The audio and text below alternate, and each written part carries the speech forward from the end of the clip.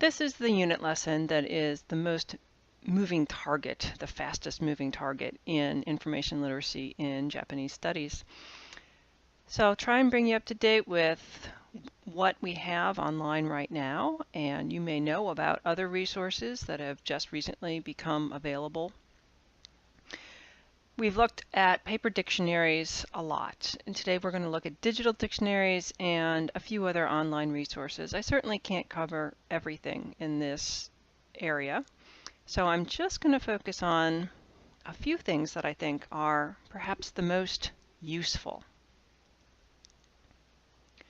You can see on this cover slide that there's a lot of possible dictionary resources out there, which begins or begs the question of what to do. There are so many resources to choose from, but you have to ask yourself, how do I assess them? How do I tell how good they are? And then you may ask yourself, who makes these? Is it a reputable group, a reputable publisher? Also ask yourself, who are they designed for? Is this a good choice for me, somebody studying Japanese as a second language? And then you might ask yourself, well, which one would work best? So some of these are some of the questions we're going to try and answer today. I'm going to start with the mother of all online dictionaries, and that is Jim Breen. Jim Breen's www.jdic. It's also known as EDICT. It's a Japanese English, English Japanese database. Who is this guy, Jim Breen? Jim Breen is a research fellow at Monash University in Australia, and he is both an expert in information technology and all things Japanese language related. Jim Breen's database, his edict file, is sitting underneath almost every other bilingual dictionary that's available online. That is to say that when he created it, he made it open access.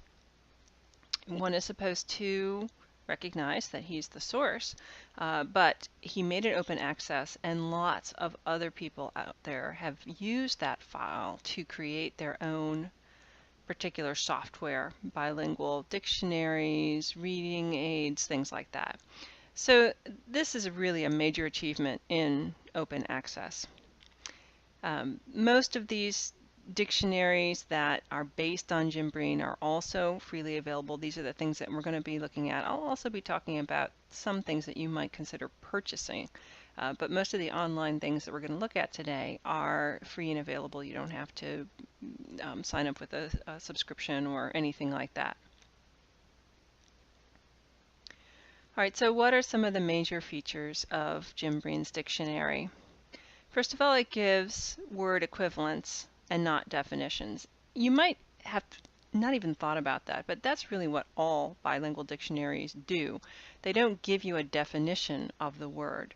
Single language dictionaries do that, an English language dictionary, for example, a Japanese language dictionary. But bilingual dictionaries give equivalents in another language, not a definition. So just keep that in mind. Jim Breen's dictionary also provides us with example sentences, and I'm going to go to Jim Breen here. So, excuse me, that is the user guide. I'm going to go to the main page rather. When you open up Jim Breen, this is the entry page. This is the word search home page. It's not pretty to look at. He's not concerned about the aesthetics of it. He's really only concerned about the functionality. So as an example, I'm going to enter a Japanese word here, and you can enter in romanization, but that can be tricky. You might want to read in the introductory part about how that needs to happen. I prefer to enter using Japanese, as we've learned how to do. I'm going to enter the word hodo, and then I'm going to click on search. And here's what we get. There are a number of entries here. Some of them have example sentences. So you see here under holdo, it tells us the meaning of the word is information or report or journalism. I'll come back to this in just a second. And then here it gives us 2 example sentences so that we can get a feel for how that word is used. And then we also get some other possible entries of words that use holdo in some combination. And you also see in some cases a little blue arrow icon. That in some cases, even if the icon is there, sometimes it's a blank link. But in the best of possible worlds, if you click on that, you'll hear the pronunciation of the word. テレビ報道 Like that. All right, so what are these links over here? These are links to other websites that may provide you with information. So if I hover over this G, you'll notice at the bottom of the screen it tells me that will take me to a Google search. If I hover over the W, it will take me to the Japanese Wikipedia for that particular word. So this is kind of like the jump function of electronic dictionaries. That's what we're going to look at in another couple minutes. Jim Breen is actually, I'm going to go back to the home, it's not one dictionary, it's many dictionaries. So I had done that initial search using the Japanese English General Dictionary, but look at this pull-down menu. There's a lot of different choices here. There's also a Japanese name dictionary, which may be useful when we get to the name unit in this course. There are specialized dictionaries in computing, life sciences, legal terms, finance and marketing, Buddhism, although I'm going to introduce you to another Buddhist dictionary resource later in this semester. Miscellaneous, special text, engineering and science, linguistics, river and water systems, the automobile industry, etc., etc. And then there's other multilingual, bilingual dictionaries. You may ask yourself, well, gee, why would I want a dictionary of the automobile industry? Well, let's say you get a gig doing a translation job, some freelance thing, and it involves the automobile industry. I speak from experience, having to have translated some materials about rack and pinion steering components for Honda, and also some materials about the industrial glass industry. And in those cases, having those specialized dictionaries is super handy. Okay, so that's another nice feature of Jim Breen. It's not really one dictionary, it's actually just short of 20 separate dictionaries. It gives, you can search kanji also, you can click on kanji lookup and you'll get a different entry there. There's a lot of different approaches with this dictionary, and we don't have time to go over all of them today, but I encourage you to play around with it a little bit and see what it's capable of. All right, so what are the pros and cons of Jim Breen's dictionary? Well, the pros are it's updated regularly, and it works a little bit on a sort of a wiki situation. So if you want to edit, you want to add things, then it's possible to do that. The documentation in the introduction part, that window that I opened up earlier, covers every tiny detail. It takes a while to read. We're not going to go through it in this video, but you can certainly do that on your own. It has a ton of cross-referencing, as we saw, between Jim Breen and other online reference sources like Wikipedia or Google as a search. The service is in the care of academic professionals. Jim Breen is an academic, and most of the people who are involved in editing the database are also scholars. And finally, frankly, Jim is just a funny guy. He's humble and he's funny, and he has done a great service to Japanese studies, or for Japanese studies. What are the cons? Is this interface from the 90s? It is. As I said, it's not pretty. It is very basic HTML. If you go in and you look at the code and you're familiar with HTML, you'll see it. So it's not just whiz bang with graphics or anything like that. Some people find the navigation of the site kind of cumbersome. Once you get used to it, it's not so bad. The search engine, the search functions are primarily meant for Japanese to English. And the English to Japanese searches sometimes give kind of weird results. Now, I want to say something in defense of this. It's a con, but it isn't. It's actually a pro in the end. Why is that the case? Because most of the materials, most of the dictionaries, bilingual dictionaries out there that are Japanese English, are really not designed for Japanese language learners. They're designed for native Japanese speakers who are trying to figure out what an English word is.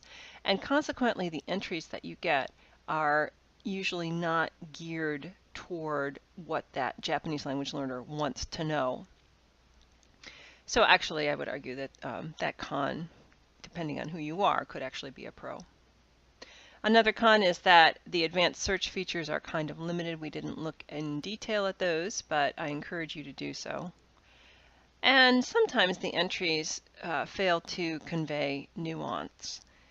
One of the things that I like about using more Japanese-oriented resources is that they give you more example sentences, more usage examples, and that helps you work out the nuance. So here are some other popular online dictionaries. They are all powered ultimately in the code. Underneath it all, the base of these websites comes from Jim Breen. I cannot emphasize enough how central his dictionary is to the rest of the world of online materials. Jisho.org looks like this. It says Denshi Jisho at the top. A lot of students like this in part because it's got an English language interface. It's not daunting in that respect. You can type in Japanese words, you can type in the kanji, and it will give you plenty of feedback. Let's try that same word that we were using before. So we'll search. So we get plenty of hits. We get a definition for each one. If we want to see example sentences, we click on that and they give us plenty of example sentences, 38 to be precise. All right, so this is a fairly popular website. It doesn't have a tremendous number of, say, bells and whistles, but it's still very useful. Tangorin is another really popular website. Again, this one has an English language interface, and that's why it's really popular with native English speaking students. You can enter a word here. There's also a kanji tab that's specific to kanji. So if we click here and enter a word, every time I do that I have to change my language bar, which you can't see on this screen, but that's what I'm doing. Here's the sort of return that we get. So we get another example sentence, and actually that's the same example sentence that was in Jim Breen, you may recall. Another example sentence, and a second definition. And then it also breaks it down by individual kanji, as you see here. So that's really quite a popular resource also. I'm not going to go through all of these. And indeed, these aren't really necessarily dictionaries per se. Some of them are sort of modified encyclopedias. And for example, Imiwa is for an iPhone. There's lots of apps out there for iPhones, lots and lots of dictionary apps, and they keep appearing on a regular basis. So I'm not even going to try to identify the best at this moment. I'm sure that you can easily find them and download them onto your own smartphone.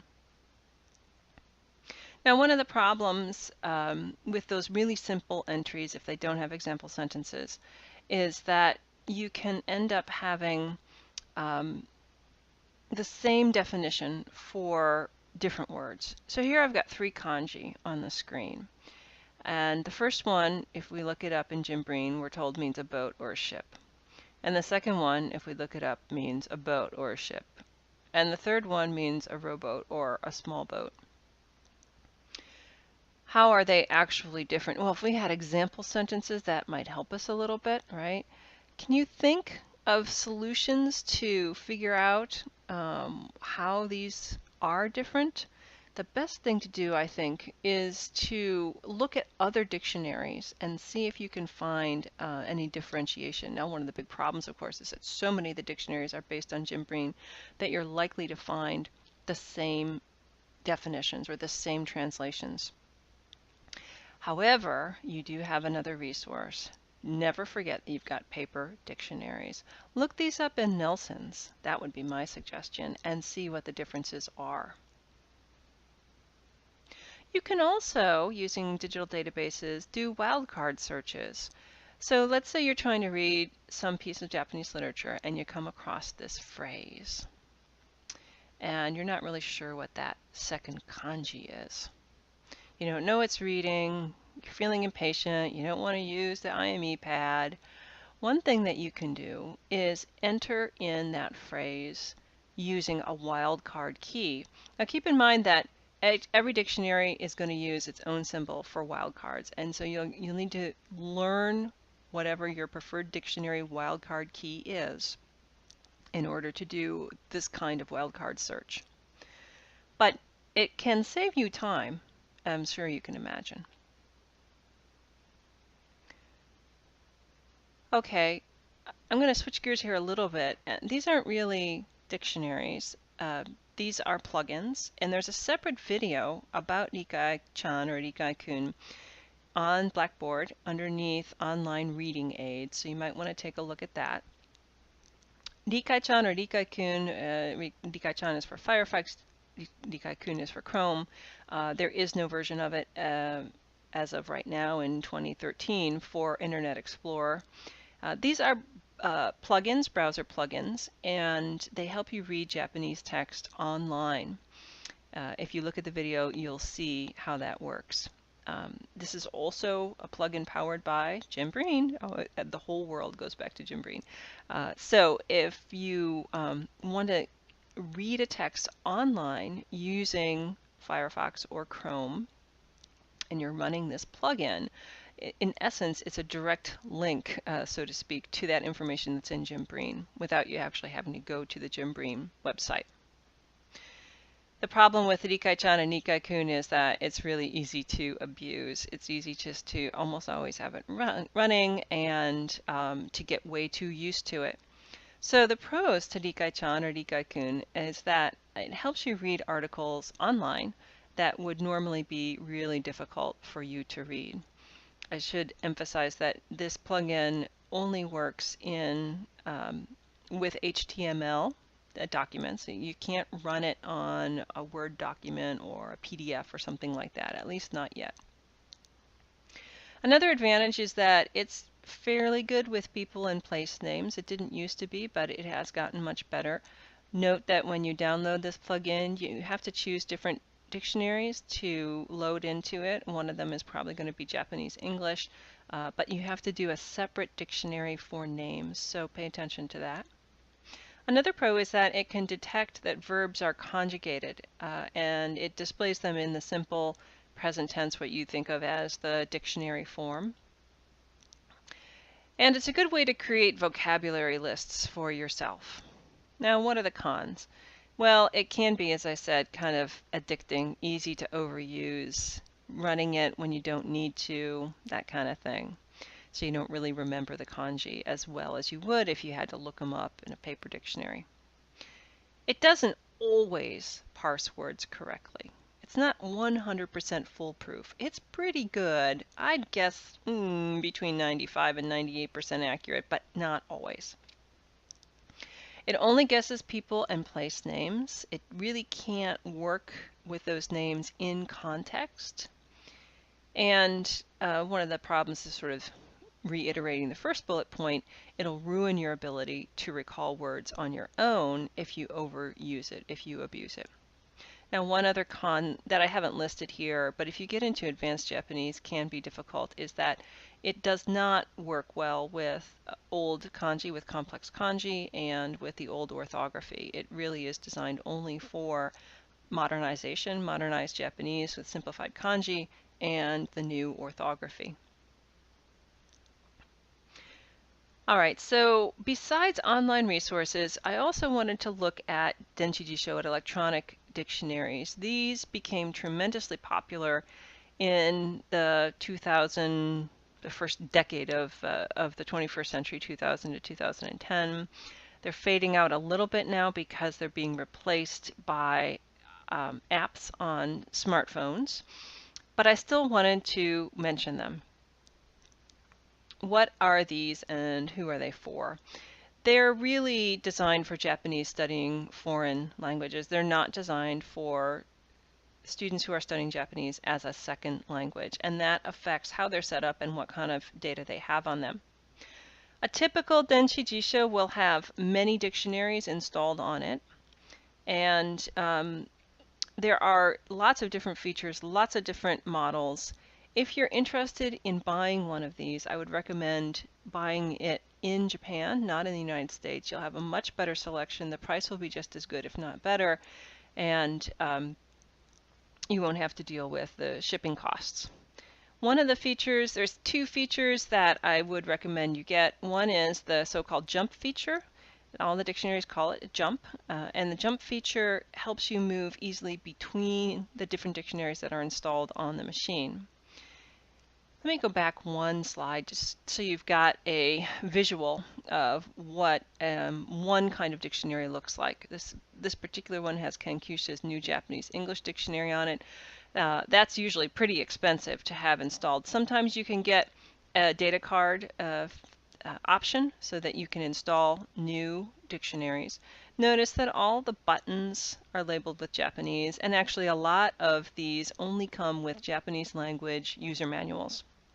So it can be a little bit of a challenge. This particular one has a speaker so that you can hear words pronounced. And some others have a stylus, kind of like a built-in IME pad. A lot of students really like that because they don't want to bother finding kanji using the Kangshi radical system, and so they end up using the stylus instead. All right. Another feature that I would recommend is backlighting, I think for obvious reasons. But you should ask yourself, when you're looking at these electronic dictionaries, which dictionaries are loaded onto the unit? And does it have an English language support feature? If it's not in a paper form, is it available online? And of course, also ask yourself whether you want a stylus pad. If you don't have a stylus pad, the way to use a kanji dictionary is either by entering the reading of the kanji phonetically or by radical, just like the way that you would use Nelson's. And that's an argument for learning the Kangshi radicals, actually. Even if you get a Denshi Jisho with a stylus pad, the same problem may pop up as pops up with the IME, and that is that it may not always recognize your handwriting. The best dictionaries don't have stylus pads, in my experience, because stylus pads are really there for beginners. They're not for people who feel really comfortable looking things up using the Kangshi radical system. I'll tell you a true story. I had a student a few years ago who was in advanced Japanese, and he bought himself an electronic dictionary. He was very excited about it. And he only had a Japanese language user manual, and it had a stylus. And he came to my office hours one day and he said, I just got this, it's really great, but I'm having a little bit of trouble, and because the manual's only in Japanese, it's really slow slogging for me to get through it. Can you help me? And I said, sure, what's the problem? And he said, well, I don't think the stylus pad is working. I think there's something wrong with it. And I said, well, why do you think that? And he said, well, I'll draw the character and it won't come up. And I said, well, show me. So he took it out and drew a character with the wrong stroke order. And I just let him do it. I didn't say anything. I watched him do it. And sure enough, the character didn't appear on the dictionary. And I said, I think the problem is stroke order. He looked at me kind of funny. I said, here, let me try. So I took the dictionary and the stylus, and I drew the same character with the correct stroke order, and immediately it showed up on the screen. And he looked at me with wide eyes and he said, how did you do that? As if it were a magic trick. Well, it isn't a magic trick. It's just having the right stroke order. So I can't emphasize that enough. Now, behind all of these dictionaries, these electronic dictionaries are actually paper authorities. So when I say what dictionaries are loaded onto that, I'm not talking about none of these have Jim Breen. It's kind of interesting, right? If they're bilingual, they're probably the Kenkyusha paper dictionary that's been loaded onto that Denshi Jisho. And that means you're actually probably getting more information than you would with Jim Breen. So what are the major paper dictionaries to look for as installed on a Denshi Jisho? There's a lot of them, but I'm just going to give you 3. One of the major ones is the Kojien. I have the Kojien as a paper dictionary in my office, and lots of scholars do have it and rely on it. It's a 1-volume dictionary. It's not multi-volume, but it's probably one of the best 1-volume Japanese dictionaries out there. It's published by Iwanami Shoten. A second common Japanese dictionary to expect on a Denshi Jisho is the Daijirin. Usually if you're buying a Denshi Jisho, it'll have one or the other. It'll have the Kojien or it'll have the Daijirin. And the definitions between those two don't differ very much. I've done some experiments between the Daijirin, which I have on my Denshi Jisho, and the Kojien, which I have as a paper dictionary. And sometimes these are also quoted in online Japanese dictionaries. And I really haven't seen much of a difference between the two. The Daijirin is published by Sanseido Shoten. And then a third possibility might be the Daijisen, which is published by Shogakkan. Incidentally, Iwanami and Sanseido and Shogakkan are 3 major academic publishers. Anything that they've published is usually pretty reliable. Now these are Japanese dictionaries. If you're looking for bilingual dictionaries on a Denshi Jisho, you're probably not going to find the best of the best. You'll probably find a relatively useful but not totally comprehensive version of some paper dictionary. If you want the Kenkyusha Japanese English Dictionary, which is really sort of the best paper Japanese English dictionary that I know of, then you're probably going to have to pay quite a lot extra. When I was in the market for that, it really meant if I wanted that dictionary electronically, it would have meant an additional $100 when I was buying it.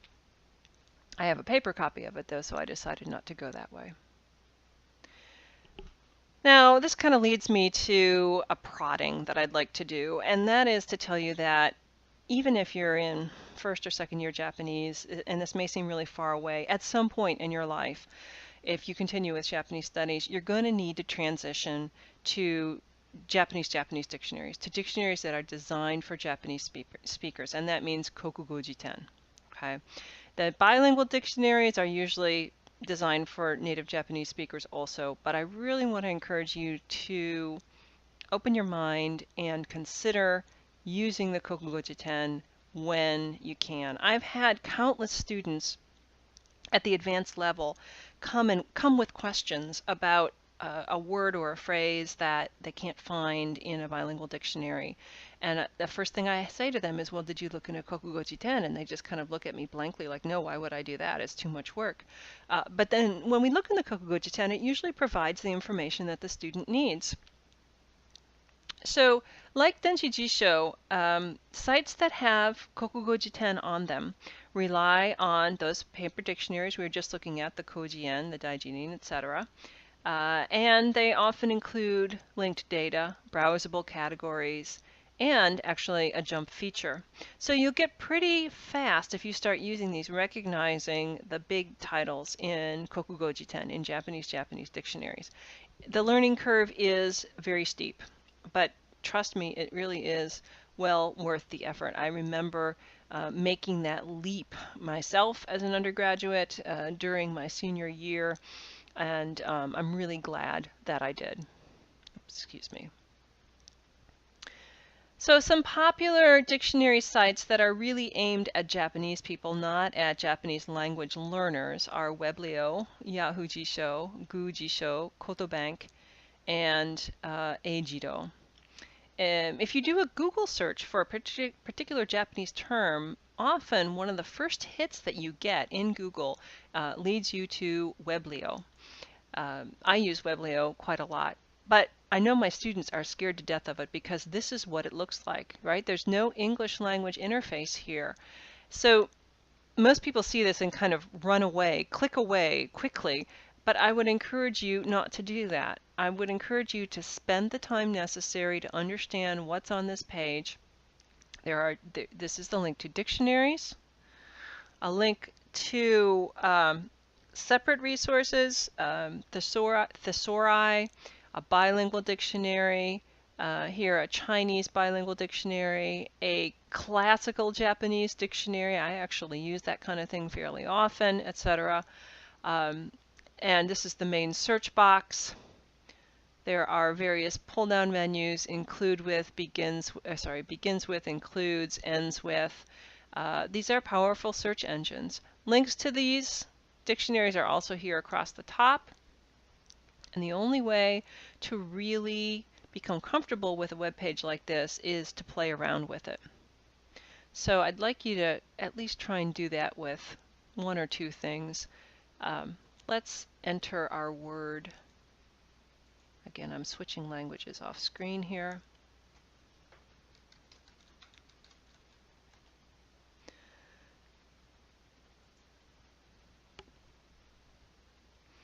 Here's what we get. Now, we're not getting a translation. We're getting a definition of the term. Again, this is a Japanese dictionary, and so it's giving us something quite different. I understand that if it's a simple word, you're really just going to want to go bilingual and use the bilingual dictionary. But sometimes it's a word that a bilingual dictionary just doesn't have, and in that case, you really want to use the Japanese dictionary. All right, I'm not going to go through all of those. I'm just going to move forward a little bit. Some of these services have smartphone apps. There's links to them on the pages. Some of them have mobile sites. Some of them have browser plugins. Again, this is very much a moving target, and it's hard to anticipate where it's all going to go in the future. The number of features that these dictionaries can have is really massive. There's definitions from multiple sources. It might have both the Daijin and the Kojien and some other things like that. It might have hierarchical vocabulary groups. It might connect to other internet resources, including news sites, video sites, literature sites, social media. It might give you an opportunity to do a product search. You can imagine what the possibilities are. And most of them do have advertising on them. That's how they manage to keep going without charging a subscription price. Any online dictionary service should always provide you with the source of its definitions, and in my experience, it does. Okay, now let's move away from dictionaries in particular, online or paper, and address some bigger questions. These are questions that are posed in the reading in Webb's Research in Japanese reading for this lesson. If you haven't done that, please go do that. What about words that are not in dictionaries? And there are quite a few of those. You have to ask yourself, is the word that I'm looking for, I can't find it in a dictionary, is it a proper noun? Could very well be, including, say, a place name. Place names don't necessarily show up in dictionaries. Maybe it's a Chinese name, okay? Maybe it's a brand name of something. Maybe it's a typo. Doesn't happen too often with students working with general materials for Japanese language learning, but I'll tell you, in the stuff I read, I find typos almost every day. Maybe it's a clever twist on words. The author's playing around with you, so it's not a word you're going to find in the dictionary. Maybe it's a pun. Maybe it's a literary allusion.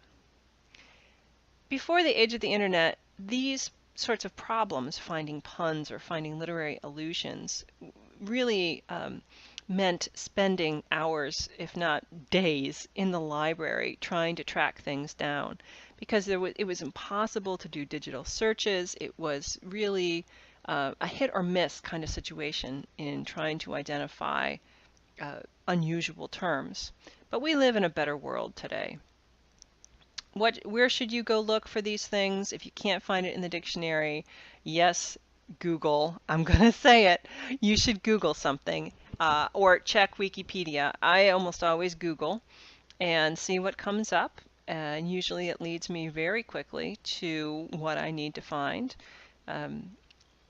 Admittedly, I work in kind of difficult, more arcane texts, but this is one of those situations where Google and or Wikipedia can really lead you in the right direction. They're not going to give you all the answers, but they're at least going to tell you what you're looking for, what category it fits into. Is it a person's name or something like that? Certainly for proper nouns and place names and obscure terms, Google is the fastest way to go. Let's say you're looking up a proper noun. You're not even sure what it is. You're looking up a word. Turns out Google tells you get a lot of Google hits, and you can tell from your Google hits that it's a proper noun. It's a person's name, as a matter of fact. But maybe there's no Wikipedia page for that person, and the Google hits that you get tell you that it's a person, but they don't really tell you anything more. What you can do is then use that information and go to a name dictionary. We haven't covered name dictionaries yet, but we will. Go to a name dictionary and then look it up there. Just knowing that it's a name gives you a big leg up, because then you know what reference source you should be using to find more information on it. You should also try using the advanced search feature in Google that limits your results to Japanese only, and you may say, well, gee, why would I do that? And the answer is because when I input kanji into Google, a person's name or a term or something like that, usually the first few pages of hits are in Chinese and not in Japanese. There's a lot more Chinese web pages out there than there are Japanese. And Google is pretty intuitive. If I put in something using Japanese font, it'll return pages to me in Chinese font, even if the simplification is a little bit different. So in the advanced search feature of Google, I would encourage you to use the limit box just for Japanese language. I don't have that up on my screen, but in Google, let's see, I'll demonstrate for you.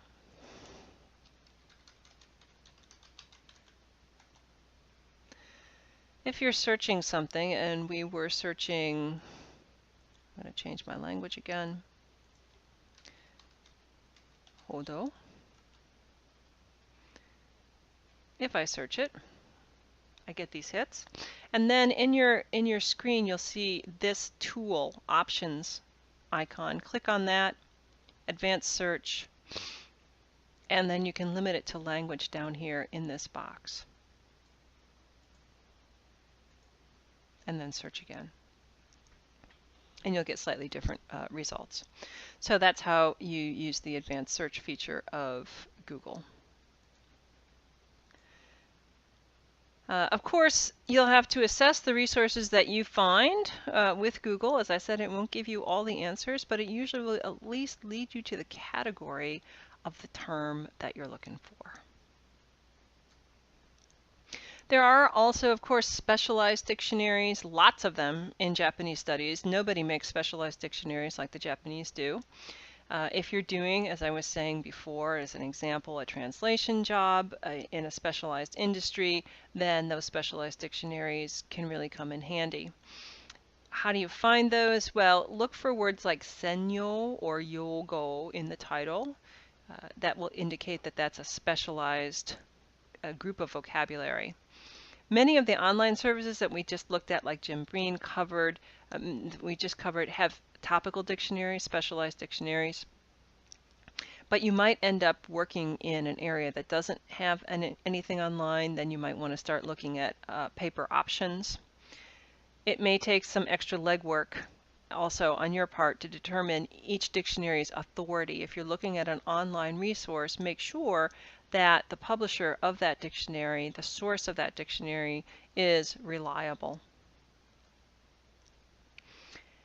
Now, of course, everything changes, and in the world of the internet, it changes at breakneck speed. That rate of change is only getting faster. The competition is fierce among dictionary publishers and online content providers. So we should expect what's here in this lecture to become out of date eventually, or sadly, quickly. I think I'll have to re-record this lecture every single year. Finally, here's a quick list of the online dictionaries that I have mentioned. There are links to almost all of these on the Blackboard website, and the homework will ask you to review some of these. Let's quickly take a look at the homework so that there's no question about it. Here is the learning module page for online dictionaries and other web resources. If we go to the electronic dictionaries homework, this is something that you'll have to submit to me as a file. It's not multiple choice. I want you to look up this kanji in 3 online dictionaries of your choice. Any of those that we've got links to that we've looked at today. Maybe there's another one that you prefer that I didn't list. That's fine, probably. But if you do that, please tell me what the URL is in your homework. And so for each dictionary, I want you to provide a description of the results. And I want you to assess what you get. I want the pros and the cons of that website, and I want you to write that up and send it to me as a separate document through Blackboard. As an example, if I were looking up this character, onna, here's my assessment of Jim Breen. Here's my assessment of Jeffrey's Japanese English Dictionary server. And here's my assessment of the Sanseido Online Dictionary. So in some cases I cut and paste as an example, but I'm also using my own words to assess what those particular dictionaries are like. So this is my way of forcing you to surf around a little bit and find different useful information. You can use, as I said, these links off of Blackboard or whatever you'd like to use that is already working for you. I do ask, though, that you don't use a smartphone plugin, because that would be very hard for, or an app that would be hard for me to look at also. It must be something that I easily can look at too. Okay, that's it for this lesson.